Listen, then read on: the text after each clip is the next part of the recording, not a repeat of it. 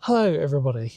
Welcome to a very, very special episode of Phoenix History, because I think not only is it a podcast, but I think after this, we don't need to talk about Pluckley anymore on our channel. And I think I'm joined by the wonderful Ed Adams, who I've got his book here for a change. And I apologise to everybody in the past for their podcast, because I do have their books. But on this occasion, I remembered to bring it.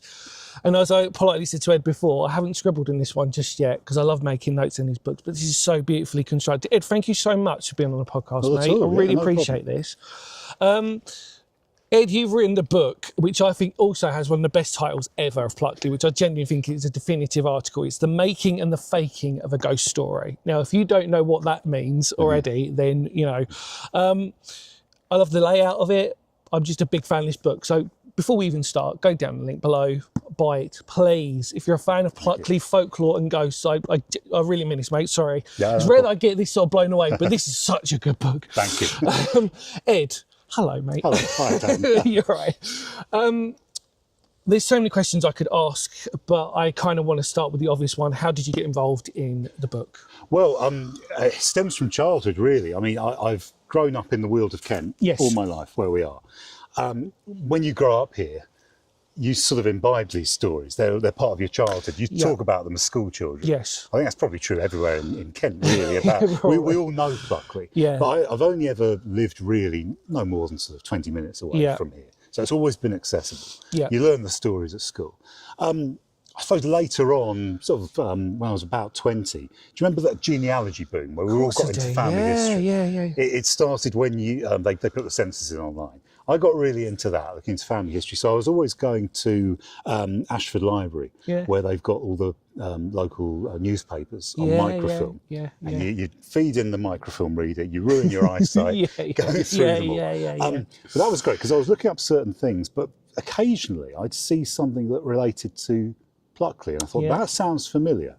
And I think one of the earliest was the Screaming Man story. Yes. Man buried in a fall of earth at the old Pluckley brickworks. And my sort of eyes flicked to an article from, it would have been January 1900, when I was looking at something else entirely, and it outlined the true story of what happened there.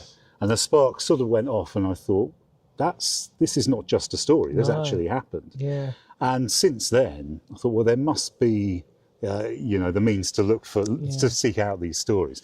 But of course, doing it on microfilm, as I say, you'll ruin your eyesight. It's a very long process.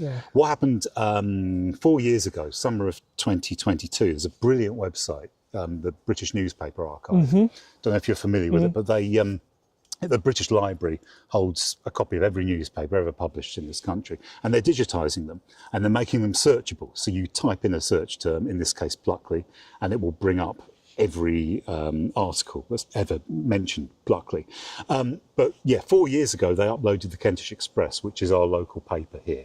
So it covers Pluckley stories in great depth. So I could type in Pluckley and it would bring up everything related to Pluckley, about 4,000 articles. It was still laborious, it was still time consuming, but went through them all, read them all, catalogued them according to which story they would fit best with, and just gradually teased out the real inspirations for these ghost stories. Well, we're very inspired today, mate, because actually, you wouldn't know, this is an ordinary wood. It actually is an ordinary woodland. Where are we? We're actually in Deering Woods, which, for those who know Pluckley, we're right in it. So we're waiting to either see a ghost walk by us, or we're waiting for some random, maybe teenagers who are probably going to do some whatever. But yes, we're right in the heart of it, aren't we? Really? Yeah. For your book, I mean, one of the reasons why I'm a big fan of it is because like you, I've read so many books on Pluckley now, and to be honest with you, I mean, the more recent sort of stuff starts to tell a quite familiar story with it, which is what you tell, but you tell it in such an amazing way because of the layout of what you do. So basically in the book, you pretty much cover all the stories, and I want to sort of label these as stories at the moment, because I mean, this is probably where we're going to talk about this. And then basically what you do is, for the sort of second half of it, I would probably, if you correct me or not, but basically then it starts to talk about a very important character in the story, namely Frederick Saunders. Saunders, we generally say that. So we're not going to obviously cover all these stories of Pluckley, because I mean we could be here for ages, but fundamentally It's a really interesting story because what it does is it ties in folklore. It ties in also a generation long forgotten now where people would tell stories, and it's almost like Chinese whispers. That those stories start getting sort of twisted and all this stuff. And as I've said on many occasions with pub talk, what we used to refer to as the drunken person in the corner, and go up to him, and go, "Oh, I saw a ghost down there," and all this stuff, and all of a sudden this story takes on another turn. Within that, I mean, let's start with Frederick Sanders. Well, yeah, as you say, the first part of the book is simply telling essentially the history of Pluckley through its ghost stories. So we talk about the monk. We talk about that allows us to talk about sort of worship and the religion and faith generally. We talk about the watercress woman, so we can talk about the rural poor. We talk about the screaming man of the brickwork, so we can talk about industry and the coming of the railway and that. So, but once that's done, we focus on Frederick Sanders, who is the sort of originator almost of these stories, of this folklore. And as you say, an oral tradition. What I think happened with some of them, some of the earlier stories, his grandparents had him on his knee and they told him a story. So there's about this ghost story. And we know his grandparents, Jesse and Mary, I think. But yeah, and he says himself, my grandparents told me this. That's for some of the earliest stories. And then some of the origins of the later stories actually occurred during his childhood. So he is here in Pluckley when these real events are happening. I think specifically of when, for example, my theory about the Colonel of Park Wood, who supposedly took his own life. There appears to be no basis of truth in that whatsoever, except that the Colonel did suddenly and slightly mysteriously disappear in 1921, I think it was, from the village. I think, well, yeah, something's happened there. The story's been twisted. Frederick Sanders was here at that time. He was here 1919 to 26. And you find so many of these stories, the real events have their origin about them. Yeah, because I think fundamentally you do such a great job of characterising him, and what I personally think is he's not a villain in any way. He's not a bad person. In fact, he's just a product of the time. And actually, for whatever reason, this is what I wanted to ask you. For whatever reason, these stories seem to slip through most. What I mean is, I'm going to try and word this in a way. If it was why Pluckley as a village, when there could have been many other Frederick Sanders out there from any other villages that could have been just as sort of like explosive in their stories, and yet we find that for whatever reason, these ones just seem to sort of, well, we're talking about it now. They've endured over a century. This is it. I think the answer to that is Frederick Sanders' personality himself. He was really intelligent. He read voraciously. He read so much. And the thing, when his family left Pluckley in 1926, because his was a military family, his father's in the military. When he left the military in 1926, he moved the family to a business on Chatham High Street, a newsagents. So Frederick starts to work in the family business. He's now surrounded by newspapers, periodicals, and magazines. And something sparks off. He wants to be a writer. He wants to be a journalist. And so he's now reading these things. He's got contacts in the press now, people who supply these things. And he starts to send off articles. And so that's sort of the late 20s. He goes on to other things. He starts working at Chatham Dockyard. And that is his career for the rest of his life. So that's on the back burner. But for some reason, and I have a theory as to why, just before the war, about 1938-39, he decides to become a ghost hunter. Yes, because forgive me, is he a member of the forgive me, because I've worked with people a part of that group, but there's such a mouthful. But there's Society for Psychical Thank Research. you very much. I think SPR. There we go. Just before the war, 1939, certainly, he joins, it might be a little bit late, but around this time, he joins the SPR. He starts to investigate stories of ghosts, ghost stories, supposed haunted locations in Kent. One of them is Pluckley. But the point is, it is to write up his experiences and sell these stories to newspapers. Yeah. And some of them are pretty successful. They go they're syndicated in sort of American periodicals and things like that. So in a small way, they go all over the world. But certainly he did 2 investigations of the church here at Pluckley, St Nicholas's Church, looking for the Red Lady, who was supposedly buried in multiple lead coffins and supposed to haunt either the church or the churchyard.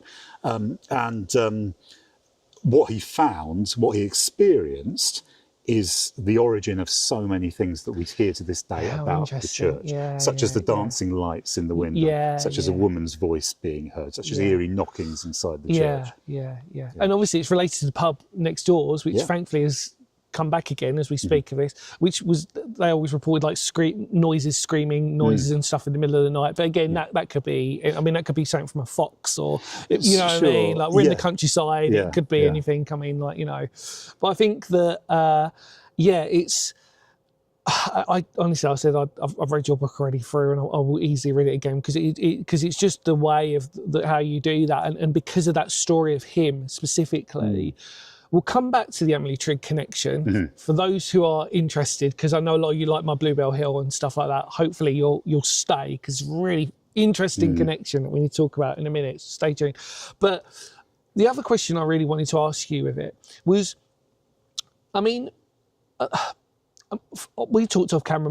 My first real recollection with Pluckley was the infamous Strange But True episode that came out, and we said at the time it was so well done. This was in the 90s. Mike Aspel, some of you know, again, like, I'm fascinated by that channel, because it really did put real documentarian sort of style to the books that I'd been reading as a kid, and they were genuinely scary. I mean, the intro for Strange But True was just one of these iconic sort of things, and Mike Aspel's sort of tone of how he presented was actually very, very good, and I just remember so well, especially the coaching horses and the highwaymen of the taxi driver, for example, going through Pluckley, and again the way they dramatised that was so interesting.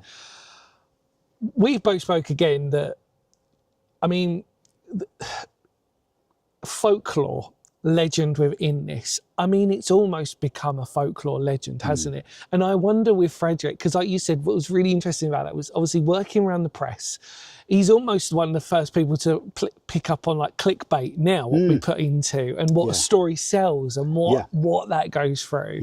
But it's just so bizarre that obviously we're in the beautiful Pluckley, which is a beautiful village in itself near Ashford, lovely place. But again, historically, this would have actually been quite an important village. Because it's almost an arterial village sort of coming out of Ashford, really, isn't it? And then I suppose you can go down to the coast, I suppose, and however you want to go through Bethesda, etc., etc. But I mean, it's amazing how that's endured, and obviously the way that, for example, Screaming Woods is changed. Before it was where we are, isn't it? That's right. During Woods, it's now got adopted Screaming Woods. Exactly. Yeah.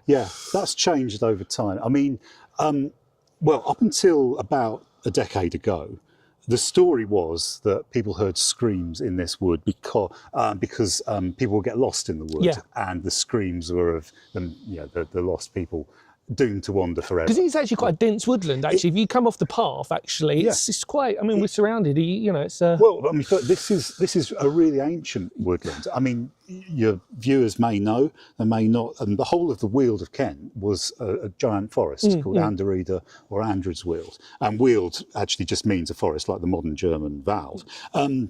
But it was cleared. They cleared a little clearing in it for their swine or their sheep, and that was called a den. So this is why you get Smarden, Tenterden, Bittenden, Bellisden. That's the origin of that. And they cleared pretty much all of it. This part they never cleared. So this is an actual remnant of the ancient wood. But the interesting thing with regard to the stories of the Screaming Woods is that people did used to get lost in here. I mean, it's still fairly dense, but in sort of the 60s, 70s, it wasn't very well managed. You couldn't see the paths at all. There would be groups of ramblers who walked in here, and they would get lost. And there's sort of documentation about that. And in the mid-70s, there was a lady called Mabel Hopkins who ran a shop over at Edgerton. And she came in here one June night to listen to the nightingales, which are really amazing sound around here. And she couldn't find her way out. And So her family raised the alarm. They were absolutely frantic, mounted a search party. They didn't find her until the following morning. She was completely unharmed, sitting in the middle of the woods on her handbag, I think. But it sort of gave rise to the legend that these woods are pretty impenetrable and confusing to be in. When Mabel died in 1996, she was a very well-loved character. People sort of brought up this story again as a sort of eulogy. Yeah. So the Screaming Wood idea takes on a bit of a life since about then. And again, we want to talk about the highwaymen. Yeah. Because again, these are the types of locations that if you were a highwayman, these would have been perfect for ambush or... So again, when people have seen the highwayman, it's not impossible historically to think that actually where we are situated would have been almost perfect for that sort of ambush or that sort of, you know... And I think it goes back to also the watercress women as well. I mean, a lot, like you said before, a lot of those stories are based within actual historical truth, aren't they? Just exaggerated. Well, I would say all of the original, I mean, I count 10 or so that Sanders originally spoke about. They all have their origin somehow in a real verifiable event. Which probably makes it probably more enduring, doesn't it? Yeah. Because there are going to be people who go, they might not have remembered the individual woman, I forgot what her name is, the watercress woman they associate with, but they would remember having a woman who probably did deliver that, or like, and you know what I mean? So there's all that sort of telling with that. I wanted to ask you a question from my experience based to yours. The residents of Pluckley, how do you think they feel when it's like, because I've always had mixed results. Well, for about 50 years now, they had a bit of a love-hate relationship, mostly hate at times. And it's gone up and down. The Halloween menace really started from the sort of late 80s onwards, and it was sort of at its low point in the early 90s, about 1991. Basically, what happened in the year 1991, there were a lot of circumstances that caused a lot of focus to be put on Pluckley for some reason that year, and I detail them in the book. But essentially, the trigger cause of the trouble that Halloween was that a prankster rang a local radio station, and they asked them to put out that the Black Horse, which is the pub in Pluckley Village Centre, was going to be selling half-price beer that night. So 2,000 people descended on Pluckley, pretty annoyed they couldn't get half-price beer. Some drunk already, intent on causing trouble, and they just sort of rampaged and kicked windows in and despoiled the churchyard and stuff like that. There was a police operation already, but it got stepped up the following year. It sort of, that was the low point. So people with long memories still remember that. I mean, I remember also, this is probably going to take a bit of a dark turn, but it's probably because it's quite popular, but there was periods in the sort of 80s and 90s of Satan worship that had gone up, again, through phases. You know, and there'd be certain sort of areas like Clop Hill, for example, that would be quite synonymous with that. You'd have Highgate Cemetery in London, but these types of woods, for example, would be perfect for that. It's ghostly, satanic worship. And obviously from a paranormal sense, a lot of those people didn't know what they were doing. So in a strange way, if you add that paranormal sense into it, I mean, again, like I said, you know, we said before, like, you imagine you're a resident of the Pluckley, and then all of a sudden the Strange But True episode comes out, and that gets worldwide attention a bit more, and people are just going to come down here, and some people are going to come down here for the wrong intentions, let's just sort of say. Interesting you mentioned Satanism and devil worship.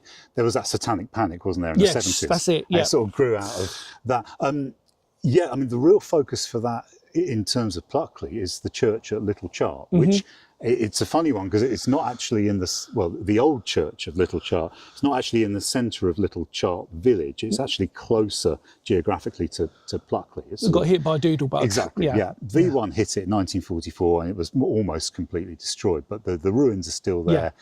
A lot of suggestions of devil worship. Because the story on that is a lot of orbs, isn't it, really? And I think that if you look into sort of that worship in a negative sense, it's not necessarily that people would necessarily always see apparitions, but orbs would actually be quite a key. If you believe in it, orbs would be quite a telltale sign of, hang on a minute, you know, depending on the colour of the orb, etc., etc. We won't go too much into that, but again, it goes into that sort of like lore of that, you know what I mean? Like you said, I mean, it's only, can't remember, it's only like the past few years where they've actually blocked off the car park exactly, where they used to be able go. to park there and wander around, but no, I don't know exactly why. I imagine I imagine it's just to deter. I was just lucky I got the opportunity to always, like, because it was so iconic. If you went through Pluckley, you'd see the tower at least, and then, like, you know, and it was just one of these things that, again, if you imagine, just again at late at night, torches everywhere. I don't really know. It's I know it's going to sound a bit obvious, but I have to ask it. What's your favourite story? Luckily, I have to ask. Probably my favourite story, which is well, the most interesting. It's subjective, isn't it? But it is. Yeah. Probably many people's favourite. It's probably the watercress woman. That just always really spoke to me. I was, you know, I think with ghost stories, there has to be something about the death that is singular or violent or tragic in some way. You know, setting yourself on fire with the embers of your own pipe. I mean, that's pretty grim. But I mean, to find out that did actually happen is it sort of well, just ramps it up. And also to find out about her situation in life, it's very poignant. She was pretty much the lowest of the low in society, on just society's lowest rung, pretty much all but ignored, pushing bundles of watercress along in an old pram, and that was her living. It's a really tragic story, actually. Yeah, I can appreciate that. Yeah, absolutely. It says a lot about the society at the time. And the poignant thing is when her the story goes, her pocket was smoking and she was trying to put the flames out, and a rather sort of wealthy young man on a horse rode by, saw her, and pretty much just rode on. So she was all but invisible to him. So that's a pretty poignant thing, I think. It's the power of the folklore, again, that we refer to, and the stories that are contained within that. I mean, do you think Pluckley, the stories are going to have an enduring legacy for another, like, let's just say, like, in 40 years' time? Do you think they're still going to sort of be spoken about? I do you think there's going to be a long term on this? Yes, I think so, definitely. I think, like all folklore, it's sort of shifting and mutating as we go. We're now in the internet age. So, I mean, if you type Pluckley into YouTube, and all your viewers that know YouTube, but you'll get, I mean, must be at least 1,000 videos. About 90% of them are on the ghosts. And a good proportion of those, probably about 3/4, I think, are focused on a couple of articles that were placed on the internet about 10 years ago, 2015, I think. And you will have seen them, or your viewers will have seen them. You can probably put them up now, but one about these very woods, one purporting to be from 1948, talking about an apparent unexplained mass death that occurred here. And the second one from 50 years later, 1998, telling about 4 students who disappear on the 50th anniversary, Halloween 1998. Bit Blair Witch Project. Yeah, exactly. Ties into whole that sort of that found footage kind of thing. I saw these when they first came out 10 years ago. To me, they were pretty obvious fakes. And I think probably to spoiler. Many people. Sorry, spoil it for you.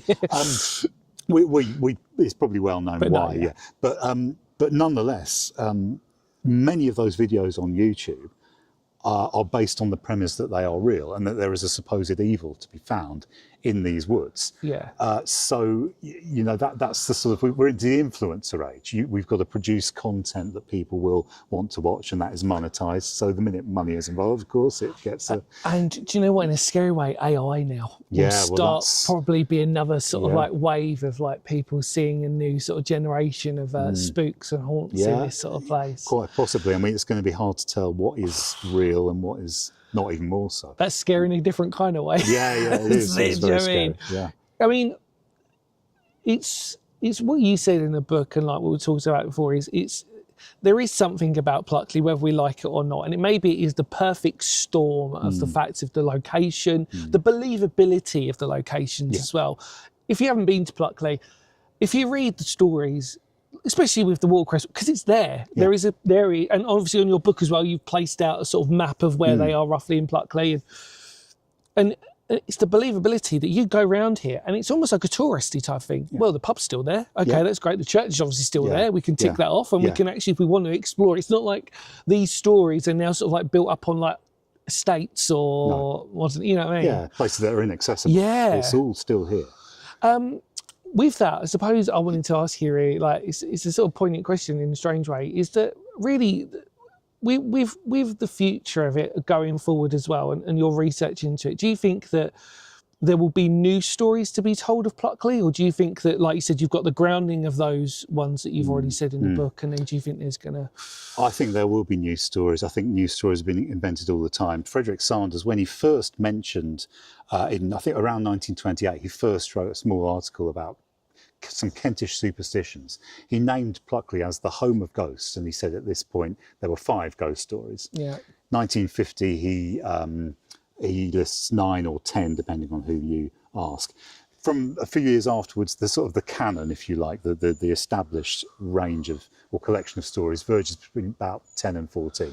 But people have counted, someone counted over 30, someone's counted over 60 now. Yeah. So the Black Horse, for example, has a relatively, I mean, that wasn't part of the original canon of the story, but the more people go there, investigate, there will be new stories all the time. Yeah, of course. So, I think that will just grow and grow. The reason why I wanted to, because I'm going to link this up now, I'm quite pleased with myself that I managed to link this up, is to do with Bluebell Hill, because every other time somebody will talk to me about a new story about Bluebell Hill, and you almost feel like it ignores the original stories. Now, you know where I'm going to go with this. Yeah. And we've just briefly sort of treated on everybody, Emily Trigg, who, for those who don't know, and you haven't watched my channel or anything else, go down to Bluebell Hill. We spoke about this a lot. But Emily Trigg is supposedly one of the prime candidates for who would be at least the let's not say the hitchhiker, but let's just say the Bluebell Hill ghost in general, because you can like subdivide a lot into that.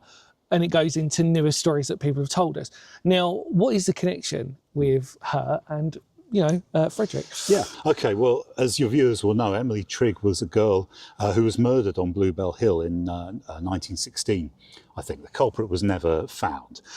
So it remains just an enduring mystery, which sort of adds a bit of colour to this story. Her brother, I think it was, later had a daughter of his own, whom he named Emily, in honour of his dead sister, who so will be her aunt. So her name is Emily Trigg as well. Essentially, Frederick Sanders married her because they met and courted and eventually got married in, I think, 1938.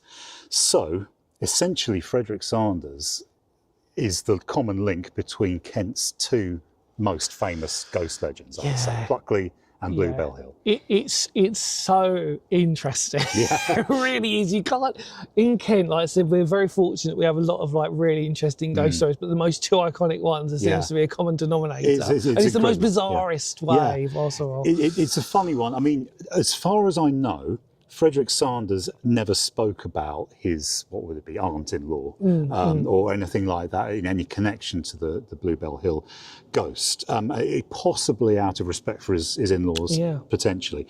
But the interesting is that about the time that he meets and courts and marries Emily Trigg, which is, I think, 1938, that is the point at which his interest in folklore generally sort of becomes more focused into an interest in the paranormal. Yeah. So that is the time he decides to become a ghost hunter. I don't know whether that's his wife's influence or the influence of his in-laws. Because fundamentally, the story of Emily Trigg in terms of a paranormal sense, she doesn't arrive on the scene until pretty much in the past X amount of years in terms of naming a potential culprit for who could be the candidate for it, because it depends on who you ask, especially in Medway. Everybody's got their own stories of who it could be, who it might be, etc., etc.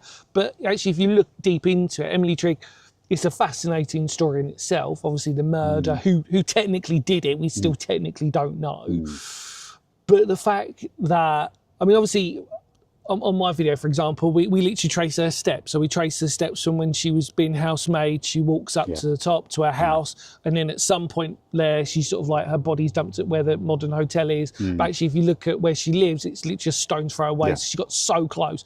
But the point is that it's so the strange commonality between that, even though you can't necessarily link it in a sort of way that both things happened there and then, because Emily Trigg's ghost story doesn't really manifest until a lot later. Sure, yeah. You know, but it's, I just find that so interesting now. Yeah, it is. It's only a theory, because of course the established wisdom is about the bridal party from the mid-60s. Absolutely, yeah. Which is, it doesn't explain the sightings before then. No, so it is a theory, but a strong one. That's it. You know, and again, like Bluebell Hill, we don't want to go off topic, but I mean, obviously, please look into on the channel Bluebell. We do cover multiple different stories that have possibilities, etc., etc. But going back to Pluckley, because that's a beautiful little caveat. I love that. I love that little connection with that. I mean, for you, when writing the book, and then I'm interested in your process with it. Really, how long did it take you to do the book? Actually, out of curiosity.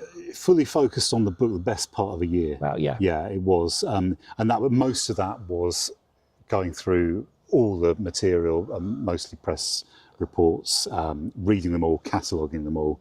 And then just mining all the sources, gathering all sources from both Pluckley and Smarden Heritage Centres. Yeah. Both have a heritage centre.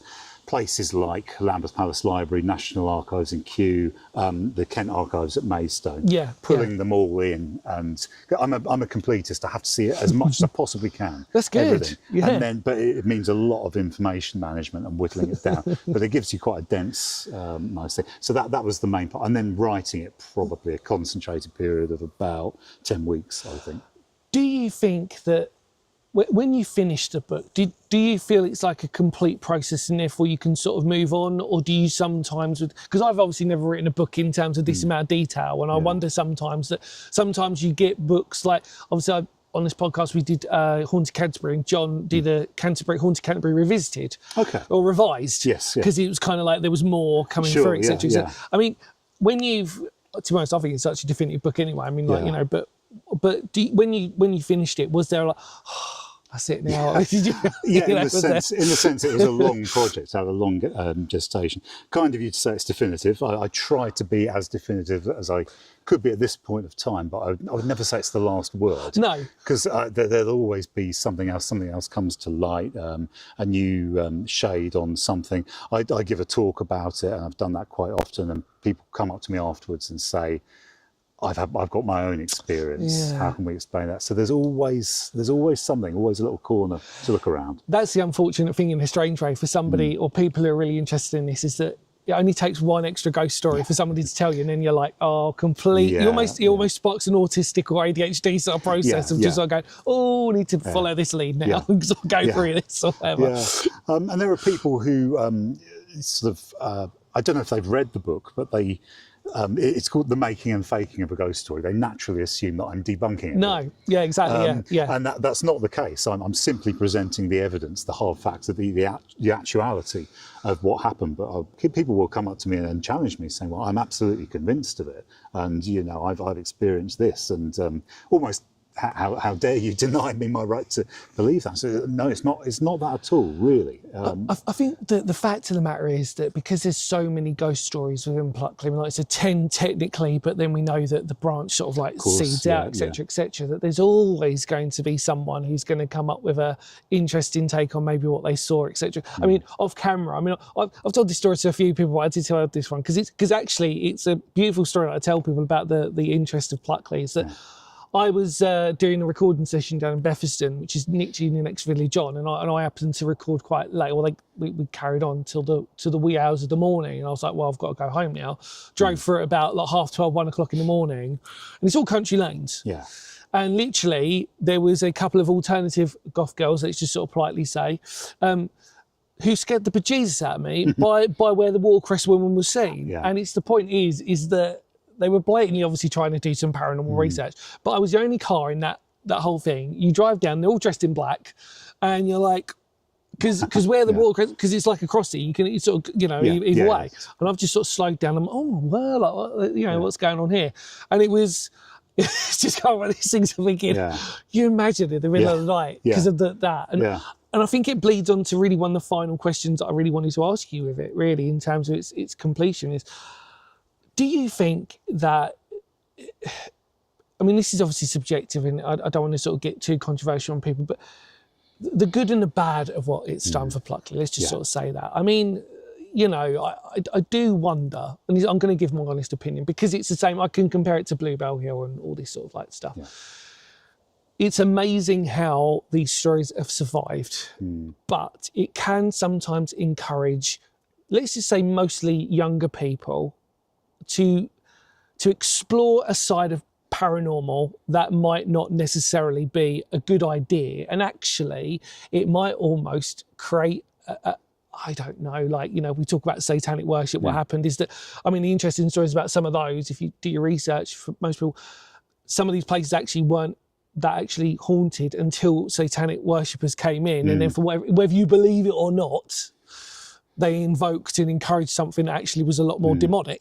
Yeah. And you know where I'm going with this. I do. But yeah. And there's no disrespect, because we're all young and we all do silly things, and we all do this, and even some adults.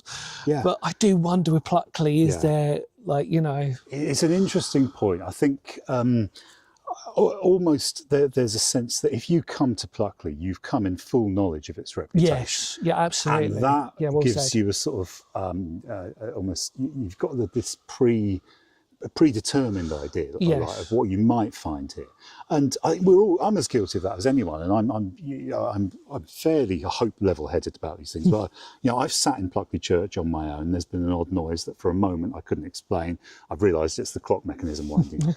Or I've been in here after dark or at twilight or something. I've heard something that sounds pretty eerie and odd, and I realise, oh no, that's just something completely explainable. Yeah. But the fact is, very few people will come to Pluckley with no idea of what its reputation is. So they're not blank slates, if you like. No. They're almost expecting to find something, or they're hoping to find something, which is where the rituals and the incantations and things come in. I personally, because I'm always asked my opinion as to it, I would describe myself as a hopeful skeptic. Yes. I've not seen anything that convinces me of the truth of the existence of paranormal, but I would love to see something. I would love to be convinced. I'm open-minded like that. Yeah. But to my mind, I've explored the history of this place. The true history is pretty much just as horrifying, just as tragic. Yes. Just as generally interesting as the stories that are built up around it. And it's interesting itself that stories have built up around it. The development of the folklore isn't itself interesting. And it's just a village. Yeah. It's one of the most remote, beautiful villages. It's a beautiful place. Come to Pluckley, enjoy its beauty, enjoy its history, which is just as I say, as interesting as any legend. If you're lucky, you might experience something else, but I wouldn't bank on it. I think, and to sort of semi-wrap up, and I genuinely think that if anything, I'll grab your book, because I do love it. I do think that if anything, you've rightly said it actually, it's a promotion for the beautiful nature of folklore and Pluckley itself. This is not for people when we read folk stories and we roll our eyes sometimes. This is a beautiful justification of the amount of history, like I said, from the brickworks, for example, which was actually for Pluckley at one point we could tear off, but it's a beautiful bit of industry. I mean, I remember my generation, I remember even them being still abandoned in ruins next to where they were, sort of shut off next to the station, weren't they? Sort of thing. So I remember it very well. And and then the Deer in Arms is just down there, isn't it? Yeah. But it's just one of the reasons why I'm such a big fan, so I'm so grateful for you to be on this for me, I really mean this, is because if people want to understand, especially what Phoenix History's channel is about when it comes to the paranormal, this is why.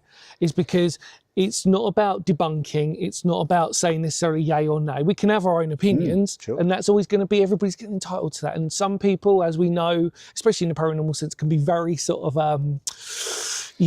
trenchant, maybe. But the fact is that what this does is it tells not only the ghost stories, but it tells the history. And I think that that's really even what Phoenix History is about. And that's why I love your book, because I always think that if I was to ever write a book or something similar when it comes to the paranormal, I'd want to keep it in that sort of vein. It's to encourage the history. I mean, for example, like, obviously on our playlist, for example, there's a classic story about in Higham near Rochester there's a story about a Nazi or a German bomber pilot who's always on the side of the road. And actually you find out that his plane literally crashed in the field. And actually in the spiritual sense, they're trying to sort of say that he doesn't know he's dead and he's trying to wait for a car or whatever. But the reason, again, those types of stories, because it ties up with the history. There was a crash there. It makes sense. Same with Bluebell Hill. I'm always fascinated by that.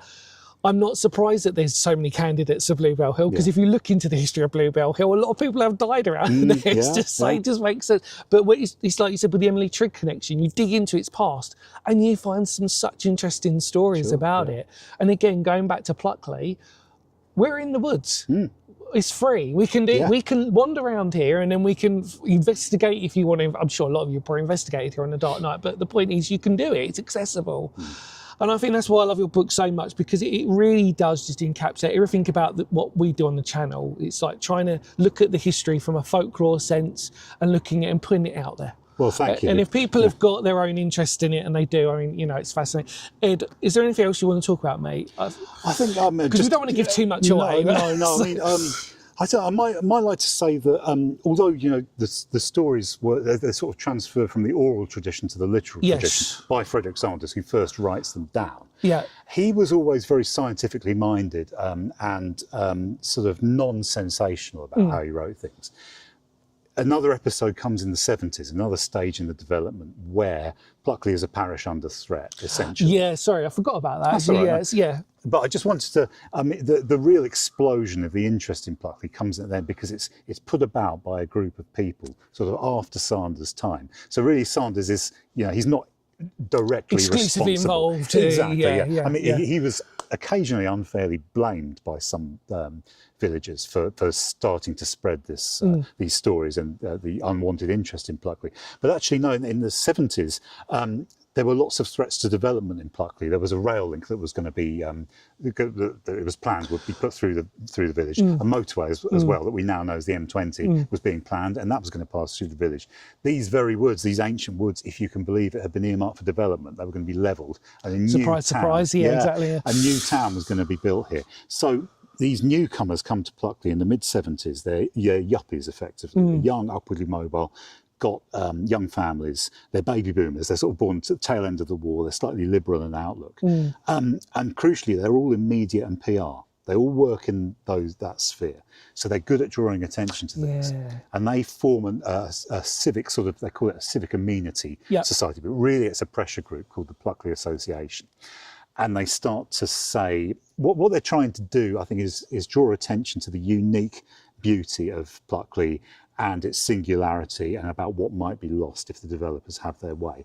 And you can't get much more singular than the most haunted village in England. Exactly. So that is what they promote, because they know that will grab people's attention. So that is really where the interest in the ghosts really explodes. Before we end, actually, you just reminded me of two important things. There's not actually many photos of anything paranormal here, actually, which is also bizarre, because I often think to myself, like, we sort of look at these iconic legend of Pluckley, and it's almost like, but there's not really many, and the two iconic ones in a strange way are the most fakest, which are the ones that are a little bit newer, which is modern. I remember that, and it's like, I know people are going to say, oh, but I've taken a photo and there's orbs and stuff in there, and I'm sure there are. But actually, when we talk about iconic photos of Pluckley to determine a ghost, there's not. No, from recollection, I don't remember seeing an actual photo of a highwayman or a watercress they've ever caught exactly or anything like that. No, there's plenty of, what is it, pareidolia? Yeah, pareidolia, where you think you see, plenty of that, but nothing as definitive as you see in other cases. So. And you reminded me one interesting thing that thank you for reminding me in a strange way, was that I do think that they should make the movie rights to Pluckley because of the yuppies, because it's got that sort of, I don't know, obviously it's famous, by the way, around here for Darling Buds of May as well, which is obviously like something I grew up on very, very well. But it's almost like, you know, how do we get to raise money for a village? Oh, we've got to do a prank or something stupid. Do you know what I mean? And it's like, it does. And I wonder if maybe we'll take credit for this, by the way, copyright, just in case. But yeah, the story of like how they. There's a story in there, certainly, how we faked it, or how we. Well, the thing is, they didn't fake it. I've interviewed pretty much the last surviving member of that group, and he's very keen to say the stories were already around. All they did was promote them, draw attention to them. The fakery sort of comes later. So interesting. Ed, thank you so much, mate. I really genuinely really appreciate this. I'm always grateful for everybody that's on these podcasts, but today I genuinely feel really spoiled because of the fact that I feel like if people watch this, please spread the word of this episode. And I really mean that, because I genuinely feel like it's a promotion of the book, to genuinely actually, my recommendation, just to sort of say, please buy it, because I think actually, I don't want people to sort of come away from these types of videos, especially when we do paranormal stuff, to sort of go, well, that's it, there's no such thing as paranormal. We're not trying to say that. But what I do think is that please understand that when you want to do your research on paranormal investigations and stuff like this, please do your research. Does that make sense? Look back, figure out why people are seeing this first before then you go out and understand, because sometimes there might not be any reason as to why people have seen that. And that's when you dig through the records and figure out maybe nothing did happen here. You know what I mean? Or vice versa. You know, maybe there's a new ghost story and all of a sudden they realise that when they go through the records, oh, actually something did happen here. But because you can't see it, because it might have been overgrown or something like that, then, you know what I mean? So please do your research. And more importantly, as a final caveat for this, if you do come to Pluckley, be respectful. You know, there are villagers here. There are people who still walk their dogs. By the way, if there's a weird cut in this, it's because we've got we're interrupted by dogs. But please, just be respectful, because there are locals here and they don't really want to be scared by a group of people in the middle of the night and doing whatever and all this sort of stuff. And so just please be respectful. More importantly, now that the pub is back open, as of like however long it's been now, is it about 2 years, maybe a year? I can't remember now. Fairly recently, yeah. Go there, have a drink, enjoy yourself, have a lovely wander around Pluckley as a beautiful village itself. Definitely. I mean, that's exactly it. It's a beautiful village. Go for a walk around the woods, etc., etc. And if you pick up on anything, if you find anything interesting, brilliant. It just adds to the stories and adds to the book. Pluckley, The Making and Faking of a Ghost Story by the wonderful Ed Adams. Thank you so much, mate. Thank you. Please check out the link below for this. Also check out his website as well. That's in there for the speaking and everything else. Is there anything else you wanted to promote on that? Or is I think really it's all there. My contact details are in there, and I'm easily contactable. Please do that. And also, hopefully you'll be doing some talks as well, maybe. I'm doing all around on this and other topics. But there's I'm doing a lot of these in October, as you'd expect, and around after Christmas too. Traditional time Halloween for ghost stories. So you can catch me probably somewhere. Just Google, I think, is the best thing to do. Thank you so much, mate. No problem. Pleasure. No problem, I really appreciate that. In more words of Phoenix history, because history matters, I think we pretty much covered history and the paranormal together on this beautiful episode. Go down, check out the book, etc., etc. And like I said, please be respectful when you're in Pluckley. And if you've got, by the way, your own ghost story that you want to share about Pluckley, either get in contact with Ed or put it down in the comments below on this video. But I genuinely encourage all of you out there, on this episode especially, please promote this one. It's really interesting and it really will blow your mind about how well this is. And it's such a good page turner. Take care, everybody. Much love to all of you out there. Bye-bye. See you later. Bye.